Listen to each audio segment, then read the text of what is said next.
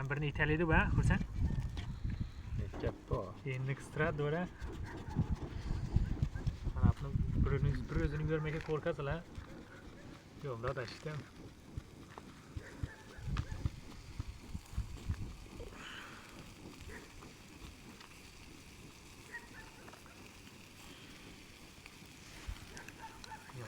Yan bakrak açıkele geldi onunla.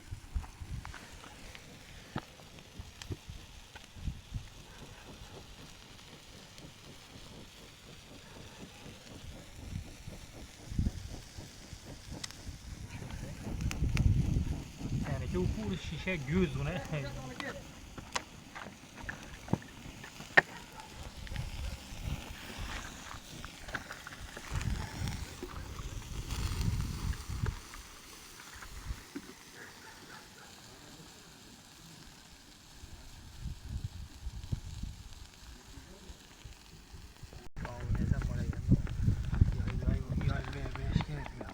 Yine böyle hiç şaka bulup ben.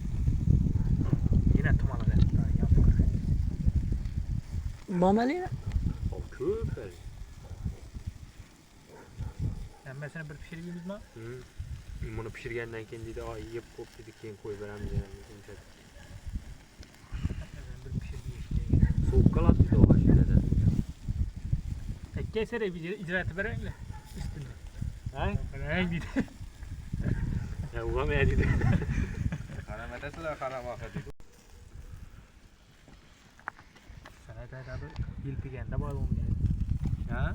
Hilpigi adam da var o dedim. Ama yaxşı bir şey de oldu. Ne ayantır ben? Yani netmez mi ağzı koyuldu? Ya içinde balan tuttur o net mi? Çünkü zaten hissettik yani. Ne sen bu uzuyor erkek onda yok. Bize sitkine de kalı gitti ha. Şu akışıyla. Ne bak ya el işte diyor. Otunu yakıp verip girsek yani.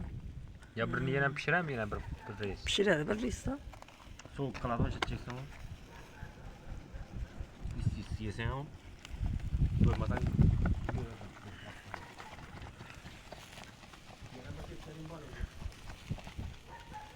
Bir setken mi iki setken?